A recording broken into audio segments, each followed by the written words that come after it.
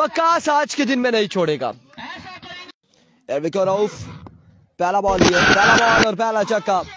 अब एक बार फिर इबादा, इस बार फ्री हिट का भरपूर फायदा उठाया, 60 रन दिए, लेकिन उसने ये नहीं कहा no ball, it's a no ball.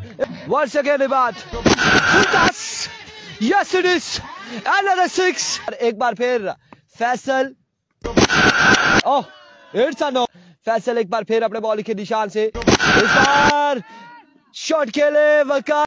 अभी कोई बात, once again full toss and get the punishment.